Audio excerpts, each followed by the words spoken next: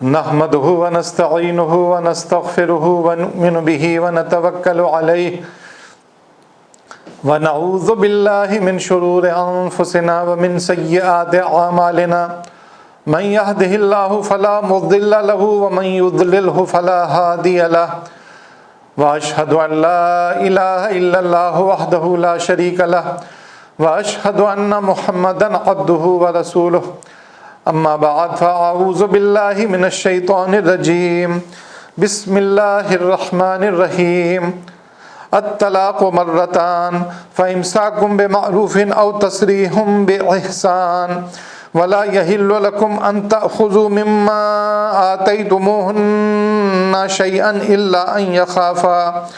إلا أن يخافا ألا يقيما حدود الله فإن خفتم ألا يقيما حدود الله فلا جناح عليهما فيما افتدت به تلك حدود الله فلا تعتدوها ومن يتعد حدود الله فأولئك هم الظالمون فإن طلقها فلا تحل له من بعد حتى تنكح زوجا غيره فإن طلقها فلا جناح عليهما أن يتراجعا إن ظنا أن يقيما حدود الله وتلك حدود الله يبينها لقوم يعلمون وإذا طلقتم النساء فبلغن أجلهن فأمسكوهن بمعروف أو سرحوهن بمعروف ولا تمسكوهن زرارا لتعتدوا ومن يفعل ذلك فقد ظلم نفسه ولا تتخذوا آيات الله هزوا واذكروا نعمة الله عليكم وما أنزل عليكم من الكتاب والحكمة يعظكم به واتقوا الله واعلموا أن الله بكل شيء عليم۔ سورہ بقرہ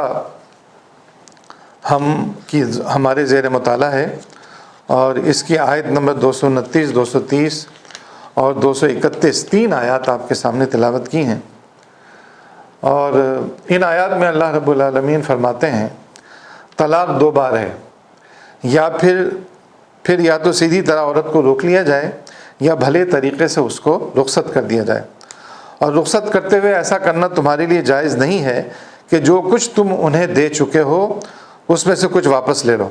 البتہ یہ صورت مستثنیٰ ہے کہ زوجین کو اللہ کی حدود پر قائم نہ رہ سکنے کا اندیشہ ہو۔ ایسی صورت میں اگر تمہیں یہ خوف ہو کہ وہ دونوں حدود الہی پر قائم نہ رہیں گے تو ان دونوں کے درمیان یہ معاملہ ہو جانے میں مضائقہ نہیں کہ عورت اپنے شوہر کو کچھ معاوضہ دے کر علیحدگی حاصل کر لے۔ یہ اللہ کی مقرر کردہ حدود ہیں، ان سے تجاوز نہ کرو۔ جو لوگ حدود الہی سے تجاوز کریں وہی ظالم ہیں۔ پھر اگر دو بار طلاق دینے کے بعد شوہر نے عورت کو تیسری بار طلاق دے دی تو وہ عورت پھر اس کے لیے حلال نہ ہوگی، الا یہ کہ اس کا نکاح کسی دوسرے شخص سے ہو اور وہ اسے طلاق دے دے۔ تب اگر پہلا شوہر اور یہ عورت دونوں یہ خیال کریں کہ حدود الہی پر قائم رہیں گے تو ان کے لیے ایک دوسرے کی طرف رجوع کر لینے میں کوئی مضائقہ نہیں۔ یہ اللہ کی مقرر کردہ حدیں ہیں جنہیں وہ ان لوگوں کی ہدایت کے لیے واضح کر رہا ہے جو اس کی حدوں کو توڑنے کا انجام جانتے ہیں۔ اور جب تم عورتوں کو طلاق دے دو اور ان کی عدت پوری ہونے کو آ جائے تو یا بھلے طریقے سے انہیں روک لو یا بھلے طریقے سے رخصت کر دو۔ محض ستانے کی خاطر انہیں نہ روکے رکھنا کہ یہ زیادتی ہوگی، اور جو ایسا کرے گا وہ در حقیقت اپنے ہی اوپر ظلم کرے گا۔ اللہ کی آیات کا کھیل نہ بناؤ۔ بھول نہ جاؤ کہ اللہ نے کس نعمت عظمیٰ سے تمہیں سرفراز کیا ہے۔ وہ تمہیں نصیحت کرتا ہے کہ جو کتاب اور حکمت اس نے تم پر نازل کی ہے اس کا احترام ملحوظ رکھو، اللہ سے ڈرو اور خوب جان لو کہ اللہ کو ہر بات کی خبر ہے۔ دیکھیے اس میں جو بات فرمائی گئی، حالانکہ یہ سارا موضوع جو ہے نا فقہ کا موضوع ہے، اور آپ سارے سامعین اور ناظرین سے میری گزارش ہے کہ ڈیٹیل میں اس کو سمجھنے کے لیے فقہ کی کتابوں کی طرف رجوع کریں یا بڑے علماء کرام سے بات چیت کریں۔ ہم اس میں مختصر سی بات کہہ کر ہم گزر جائیں گے۔ طلاق دو بار ہے، اور طلاق کا طریقہ اللہ کے نبی صلی اللہ علیہ وسلم نے بتایا کہ طلاق ایک طہر میں ایک طلاق دی جائے گی۔ اگر عورت حیض کے عالم میں ہو تو مرد کو یہ حکم ہے کہ اس حالت میں عورت کو طلاق نہ دے۔ جب وہ نہا دھو کر پاکیزہ ہو جائے تو طہر مطلب طاہر ہو جائے وہ، تو پہلی طہارت میں اس کو طلاق دی جا سکتی ہے۔ پہلی اس میں آپ طلاق دے دیں، پہلی طہارت کا جب وہ طاہر ہو جائے تو پہلی طہر میں طلاق دے دیں آپ۔ اور اللہ رب العالمین کی طرف سے یہ اجازت ہے کہ آپ پہلی طہر کے بعد جو آپ نے طلاق دی ہے اور آپ اپنی بیوی سے رجوع کرنا چاہتے ہیں تو آپ کو کھلی اجازت ہے کہ آپ اس سے رجوع کر سکتے ہیں. رجوع کرنے کا مطلب یہ ہے کہ آپ اس سے مباشرت کر لیں, اور مباشرت ہی وہ طریقہ ہوگا کہ جس کا مطلب یہ ہوگا کہ آپ نے اپنی بیوی سے رجوع کر لیا ہے, تو یہ طلاق جو دی گئی تھی اب یہ ختم ہو جائے گی, اب یہ طلاق نہیں ہوگی. لیکن آپ پہلی طلاق دینے کے بعد عدت جو اس کی پوری ہے اس وقت تک آپ نے اس سے رجوع نہیں کیا, اس سے دوبارہ مباشرت نہیں کی, الا یہ کہ مباشرت نہیں کی تاکہ کہ اس کو دوبارہ حیض آ گیا, دوسرا حیض آ گیا. دوسرا حیض آنے کے بعد یہ والی مدت تو گزر گئی, دوسرا حیض آنے کے بعد پھر وہ طاہر ہو گئی, تب آپ دوسری طلاق دے سکتے ہیں. اور دوسری طلاق دے دینے کے بعد پھر اگر آپ رجوع کرنا چاہیں تو پھر آپ رجوع کر سکتے ہیں. لیکن اگر پھر اس کی دوسری عدت بھی گزر گئی اور تیسرے دفعہ وہ حیض سے پاکی کے بعد تیسری دفعہ وہ فارغ ہو گیا, طاہر ہو گئی, تو پھر اس کے بعد پھر آپ کو کیا کرنا پڑے گا کہ اگر آپ رجوع کرنا چاہیں گے اپنی بیوی کی طرف تو اب آپ کو نکاح کرنا پڑے گا دوبارہ اپنی بیوی سے. نکاح کر لیں گے تو پھر وہ 2 طلاقیں جو ختم ہو جائیں گی اور آپ اپنی بیوی کو اپنے پاس رکھنے کے اہل ہوں گے. لیکن تیسری طہر میں بھی آپ نے طلاق دے دی تو اس کا مطلب یہ ہے کہ 2 دفعہ تو طلاق آپ نے دی, تو اس میں آپ رجوع کرنے کا آپ کو حق ہے یا نکاح کا حق ہے. لیکن تیسری دفعہ بھی آپ نے طلاق دے دی تو اب یہ طلاق فائنل ہو گئی اور اب رجوع کرنے کا کوئی اختیار آپ کے پاس نہیں رہا. اسے طلاق, یہ طلاق جو ہے نا یہ ختم طلاق کہلاتی ہے کہ میاں بیوی کے تعلقات اب بالکل ختم ہو گئے ہیں اور بیوی کو اب عدت گزارنی ہے بس. اب عدت کی تفصیل ہم آگے بیان کرتے ہیں. اور اللہ رب العالمین اس میں فرما رہے ہیں کہ جب تم طلاق دے چکو تو اس کو رخصت کرتے ہوئے ایسا کرنا تمہارے لیے جائز نہیں ہے کہ جو کچھ تم اسے دے چکے ہو اسے واپس لو. یہ تو بالکل غیر اخلاقی بات ہے کہ جو آپ تحفتاً کوئی چیز دے چکے ہیں اپنی بیوی کو یا آپ نے کچھ اور چیزیں اس کے نام پہ کی ہوئی ہیں آپ اس سے واپس لے لیں. یہ تو انتہائی مطلب ضلالت کی بات ہے کہ دی ہوئی چیز واپس لے لی جائے. ایسا تو اس کے بارے میں کہا جاتا ہے کہ کتے نے قے کی اور دوبارہ اسے چاٹ لیا. یہ بڑی خراب مثال اس کے بارے میں دی گئی ہے کہ ایسا ثابت کر دیا کہ بیوی کو دی گئی چیز اس سے واپس لی جائے. اس کے بعد پھر فرمایا کہ زوجین کو پھر بھی حدود الہی پر قائم رہنے کا خدشہ نہ ہو کہ ہم حدود الہی پر قائم رہ سکیں گے, تو بیوی جو ہے نا وہ یہ کر سکتی ہے کہ وہ طلاق لے لے. اور بیوی جو طلاق لے گی, جو پیسہ دے دلا کر اپنے شوہر سے, وہ خلا کہلاتی ہے. خلا کرنے میں بیوی جو ہے نا وہ اب بیچ میں بڑوں کو ڈالے اور ڈالنے کے بعد جو ہے وہ شوہر یہ کہے کہ کچھ رقم مجھے ملے گی تو میں خلا دوں گا ورنہ نہیں دوں گا, تو سب لوگ ملا کر اس کی ضرورت کو پورا کر دیں, شوہر کو وہ رقم دے دیں تاکہ اسے خلا مل جائے.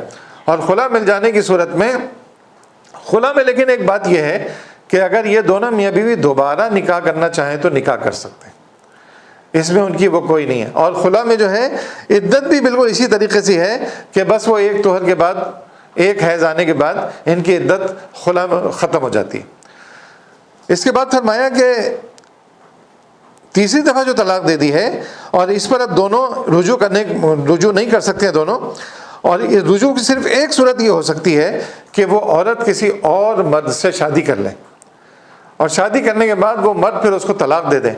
جب وہ طلاق دے دے تو پھر یہ پہلے شوہر کے لیے یہ حلال ہو سکتی ہے. لیکن یہ حلالہ جس کو کہتے ہیں لوگ, کاروبار جن لوگوں نے بنایا ہوا ہے, اس پر لعنت فرمائی رسول اللہ صلی اللہ علیہ وسلم نے کہ یہ بالکل بھی جائز نہیں ہے کہ شرط عائد کی جائے اس عورت کا نکاح کرتے وقت کہ تم اس سے 1 دفعہ مباشرت کرنے کے بعد اسے طلاق دے دو گے.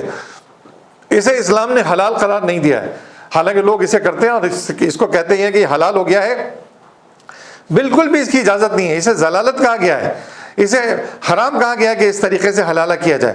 ہاں نیچرل طریقے سے اس کی دوسری شادی ہوئی اور پھر وہ دونوں ایک دوسرے کو پسند نہیں آئے اور اس کے دوسرے شوہر نے بھی اس کو طلاق دے دی اور اب یہ اپنے پچھلے شوہر کے پاس جانا چاہتی ہے. پچھلا شوہر بھی یہ سمجھتا ہے کہ ہم دونوں کی دوبارہ شادی ہو جائے اور تو ہم حدود الہی پر قائم رہیں گے, تب یہ دوبارہ سے شادی کر سکتے ہیں. اللہ رب العالمین فرما رہا ہے یہ اللہ کی مقرر کردہ حدیں ہیں جنہیں وہ ان لوگوں کی ہدایت کے لیے واضح کر رہا ہے جو اس کی حدوں کو توڑنے کا انجام جانتے ہیں.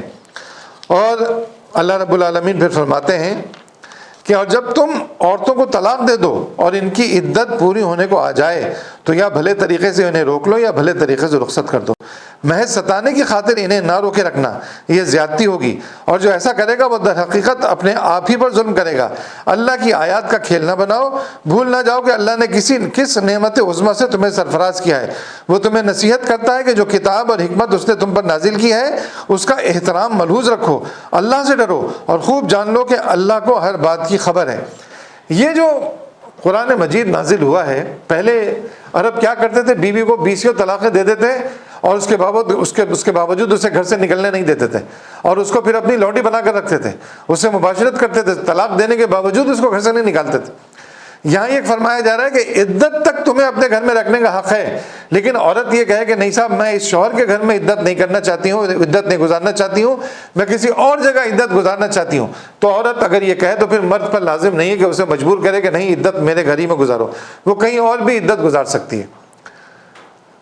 اور عدت کے جو زمانہ ہے اس میں مرد پر لازم ہوگا کہ عورت کے نان نفقے کا خرچے کا خیال رکھے، اسے خرچ دیتا رہے، اور جو بچے ہیں دودھ پیتے بچے ہیں اس کا بھی خرچ مرد پر لازم ہو گیا اس کو دیتا رہے. اور یہ بھی ایک الگ بات ہے کہ اگر مرد یہ چاہے کہ اس کی پرانی بیوی جس کو اس نے طلاق دی وہی دودھ پلائے تو اس کا خرچہ پانی دے اور وہی عورت اس کو دودھ پلاتی رہے.